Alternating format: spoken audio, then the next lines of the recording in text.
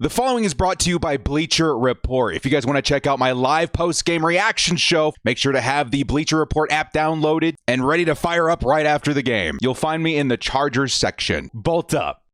Kyoto Bowl fam, it's the director. Chargers fans, wow. I cannot think of a better football game to end the year on before we get ourselves a happy and very Merry Christmas for all the Bolt fam around the world. Absolute insanity what we witnessed this week. So exciting to see the Chargers not only take down a division rival, but put in front of them a very realistic playoff berth clinching effort here in week 16. Dude, this was a big game for so many different reasons, so many different highlights that we got to go over, so many different efforts and streaks that were broken in this game. What an effort by the Los Angeles Chargers here in week 16, and one that honestly is going to feel, at least for me, as one of the best games of the season. How you guys doing in the chat? We got Fit Dad. We got a whole bunch of people in there, man. Good to see you guys. How are we all feeling in the chat? One of the better games we've seen by the Chargers, especially offensively, in a while, I would have to say so, man. Chargers! Oh, the implications of this game. Implications. So the Chargers and Broncos coming into this matchup. Chargers were at 8-6, Broncos at 9-5. Now we're going to be tied at 9-5 apiece, but I'm not quite sure how it all works. You would think when it's all put down on paper, it would make a lot of sense to see the Chargers edging out the Broncos, having swept them this season, by the way, with the tiebreaker at 9-5. And honestly, you take a look at the Broncos' remaining schedule. I think next week they're facing up, or the next game they're facing up against the Bengals, and then closing it out versus the Kansas City Chiefs. I would have to imagine the Chargers will edge them out as the second team in the AFC West, as well as jumping them this week in terms of playoff seeding. You have to imagine the Chargers can clinch the 6th seed with an Indianapolis Colts and Miami Dolphins loss on Sunday. This would be a huge accomplishment by Jim Harbaugh and the Chargers' brand new staff, mostly coming in from the Michigan Wolverines championship, Michigan Wolverines this offseason, taking what was a lot of us considering a rebuild year and turning it into what's looking like at least a double-digit win season, as well as a playoff berth season. I don't know what to say other than this, man. Who's got it better than us?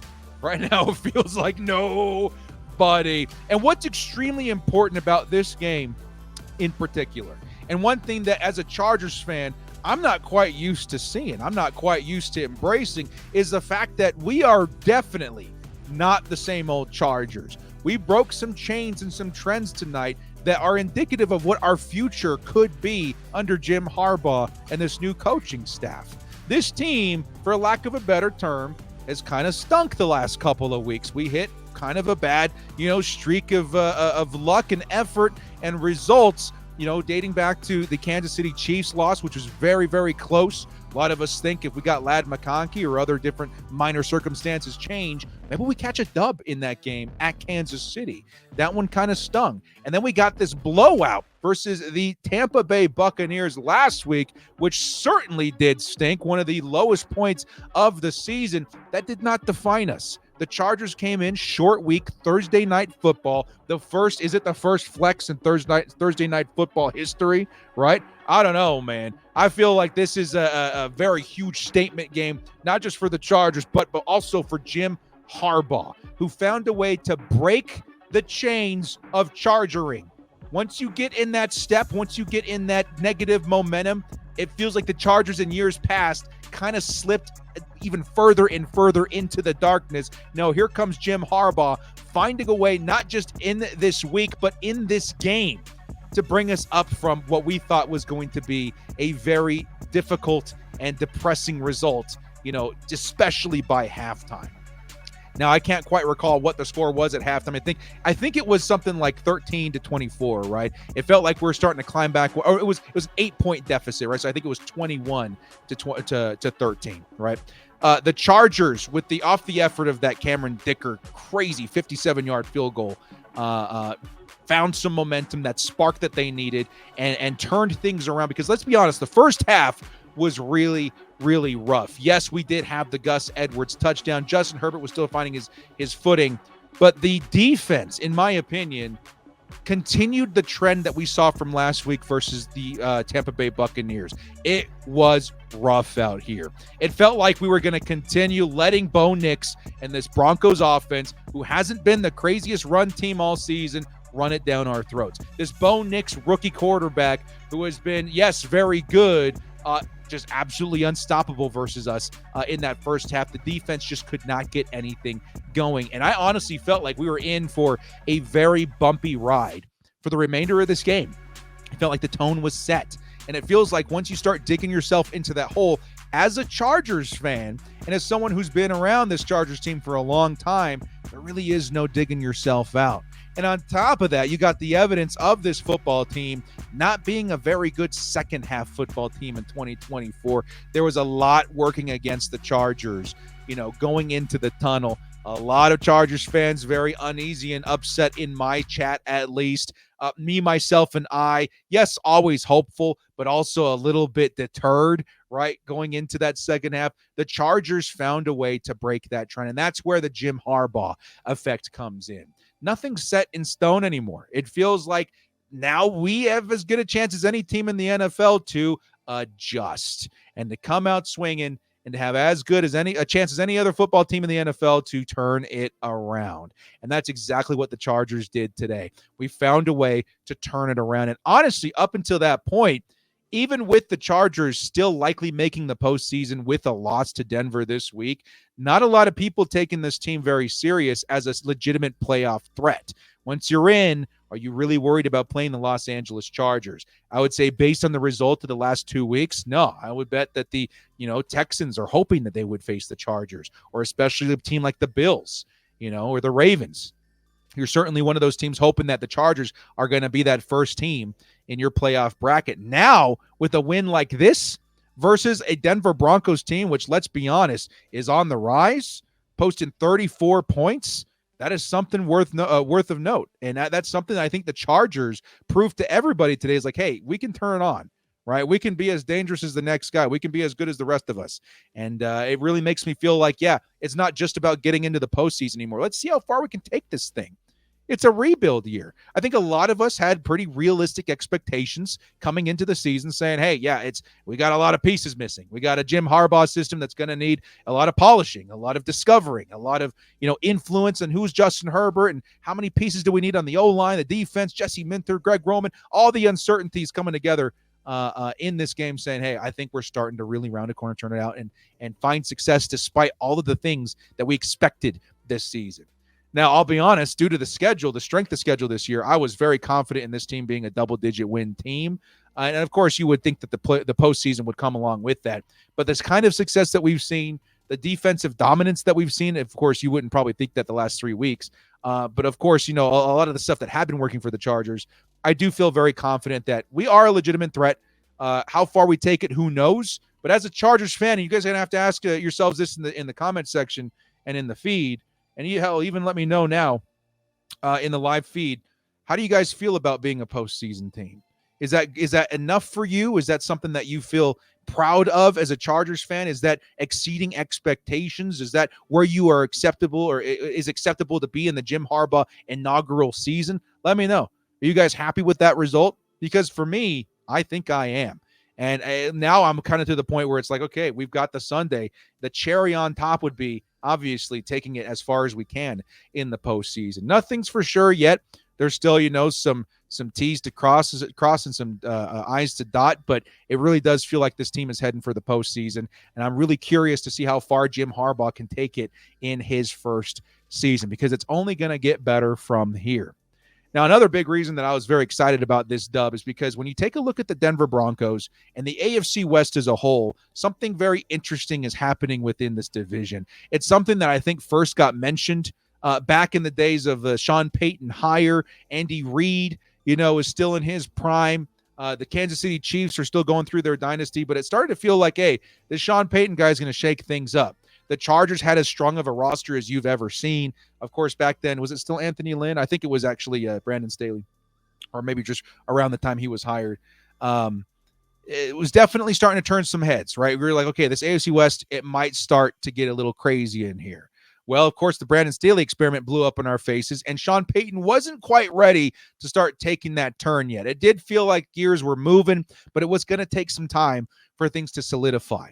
Now that Sean Payton has had some time to build the team up the way that he wants, I feel like they're a legitimate threat. Like, hats off and kudos to the competition. Like, I believe that they are a very legitimate football team. They're only going to get better, and it's going to provide some very, stiff competition for the Chargers going forward, which makes this, victory even the more sweet. But when you take a look at their football team and the way that they're doing things and the way that they're building themselves up, it feels a lot like what we're doing with the Chargers, right? You got this physical, tough football team on the back of a very good defense and now a gunslinging quarterback. They got their quarterback in Bo Nix. I've been a Bo Nix believer for a while. I think a lot of Chargers fans that are also Ducks fans would have told you that Bo Nix was going to be the real deal. And they feel like a very similar team to the Chargers all of a sudden. And that, to me, is going to birth a very fun rivalry going forward. Because if I had to ask most Chargers fans, right, who the Chargers' main rival is in the AFC West, I think most people would probably say the Las Vegas Raiders, which don't mind me. Like, don't get me wrong. I'm pretty sure, most of us, including myself, would never mind a good Raiders smackage in any football team. The Raiders have rubbed a lot of people the wrong way, not just to the Chargers, but the Broncos and Chiefs as well. Certainly the Raiders are a big rival. But I think going forward, seeing that we've got two powerhouse head coaches in Sean Payton and Jim Harbaugh, two teams that are very similarly built, down to the Oregon quarterback, number 10, slinging the football, it feels like this is going to be a fun rivalry to follow going forward. And it means a lot to me as a Chargers fan in the first year under Jim Harbaugh to take them down and sweep them.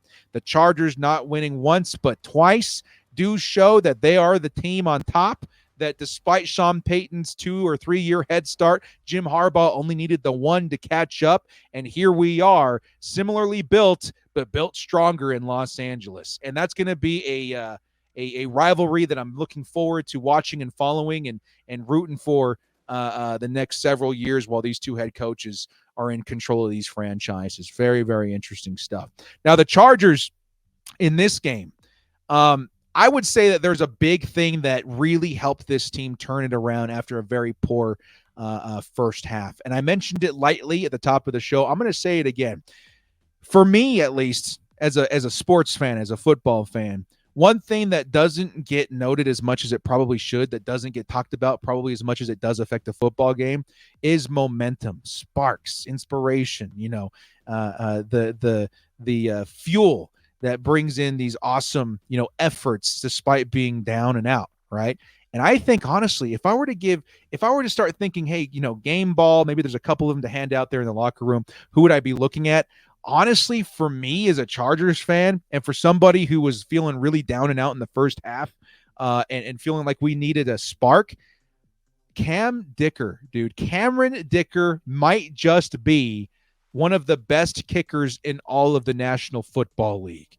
Can you guys agree with me there that this game felt like it was, for lack of a better term, getting away from us, maybe even lost at halftime? And then here comes Cameron Dicker, the kicker, given the shot at a 57-yard field goal, doesn't only make it, but splits the upright with room to spare, proving that he could probably break the NFL record for longest field goal ever, and putting the Chargers back in spitting distance, a one-score difference all of a sudden going into the second half. Man, dude, can I see, and when I see this, I say this a lot in my YouTube streams, can I see in our live chat some 11s in the chat in respect to Cameron Dicker, who, in my opinion, provided that spark of enthusiasm, that spark of momentum that helped fuel and engage the second half for this football team to get back on top.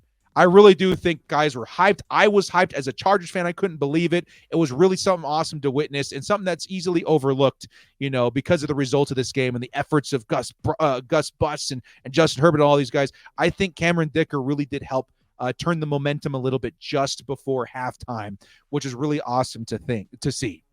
Now, also, hats off and nod to Jim Harbaugh, without him, that opportunity for Cameron Dicker wouldn't even be possible. That is the kind of elite coaching that we have not seen in Los Angeles for a long time.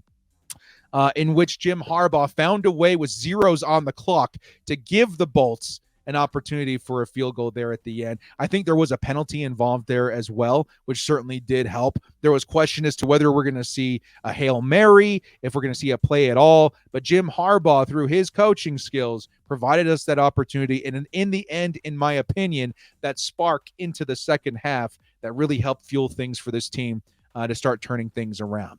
Now, as I mentioned in my live stream, there was a huge factor to this game that needed to change in order for the Chargers to find any momentum. And in looking at the scoreboard, you may even say that maybe that wasn't the determining factor of the win here. I'm still going to say it was. The Chargers, and it's a big part of it, the Chargers were just not good enough in the first half defensively. And they've not been a good enough football team defensively for very many quarters now, right? I felt that if the team had any chance of coming back in this game, that the defense would need to turn it on. And honestly, the second half, yes, not perfect. And yes, there's a little bit of garbage time in there too.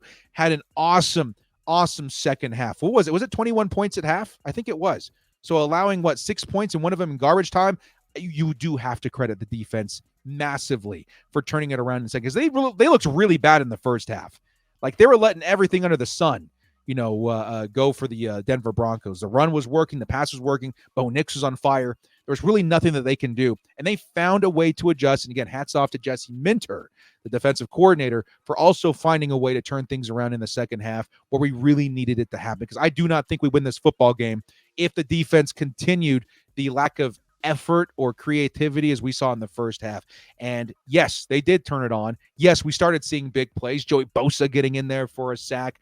Big plays defensively by Derwin James getting in there. They're lining him up close to the line of scrimmage. Just a ton of effort all of a sudden from the defense that resulted in an opportunity for Justin Herbert and the offense to get out there and honestly play catch up for the second half. And by the time the momentum started to swing, you could really feel it. Justin Herbert was getting moving. He was taking off on the ground quite a bit. Even with Gus Edwards hobbled a little bit, you saw a little bit of Kamani Vidal out there. It just felt like all of a sudden the defense had arrived and the offense were finally given opportunities to start moving the football, and they did not disappoint, which brings me to another awesome player to highlight in this effort. Congratulations to Cameron Dicker. Congratulations to, I think, Derwin James and Joey Bosa had a pretty good game. Congratulations as well to Gus Edwards, who I think had his best game of the year, if I'm not mistaken. If we were to go back and take a look at all the games that Gus Edwards has had with the Los Angeles Chargers, I think he would say, hey, week 16 here versus the Broncos was his best week, which is crazy because the Broncos are one of the best run defenses in all of football. One of the defining moments of this game where I felt like, holy crap, we might actually have something in Los Angeles, especially versus this particular team, was it a 55-yard run by Gus Edwards to help seal things in the fourth quarter. Wow. Tremendous effort by him. Of course, the 2 touchdowns on top of that. This team just has not felt right without J.K. Dobbins for the longest time. I was at the Ravens game. I saw it from a very good angle, the play that injured J.K. Dobbins. The offense really hasn't felt right since then. And I feel like Gus Edwards finally has hit that rhythm and has been producing in the way that this team has envisioned with a big bruising back. This dude's huge. He's like 6'1", 6'2", like 220 something pounds. This is a big running back. And we finally have been able to see what he's capable of outside of just the power. That big run that he had the couple of stiff arms in there, very impressive, but he also had that really nice, nasty juke to start things off, the speed, the agility. He had another really big run, I think of like 10 or 15 yards off of a very patient juke and move, waiting for, I think it was Fisk, the tight end, to provide a nice block. It may have been Matlock. Very nice running day by the Chargers. And again, it's one that I wasn't expecting because this is a very tough Broncos defense, but it's also a part of the Chargers offense and DNA that they want to establish. Like they're going to be a running football team despite the competition and the opponent. And they did a really, really good job at making it happen. So congratulations to Gus Edwards. Fantastic game by him. Hassan Haskins, a heads-up play to seal the game at the end with that pitch by Justin Herbert. The Denver Broncos just sent everybody after him. He took advantage of finding the open guy underneath, and he takes off for the touchdown. It just feels like the Chargers finally in the second half broke loose, and it could not have come at a better time versus a better opponent. because, again, I like paying respect to your opponent, especially in a win, because you have to beat the best to be the best. And the Denver Broncos, who currently coming into this game were a 9-5 team, now exiting the stadium a 9-6 team. They are a very, very good defensive football team, and the Chargers just put up 34 points against them. I have to imagine this is kind of how the Tampa Bay Buccaneers felt versus us last week, as we were the top scoring defense in football. They were able to put up 40 against us. I feel very similar this week versus the Denver Broncos, putting up 34 in a very big playoff,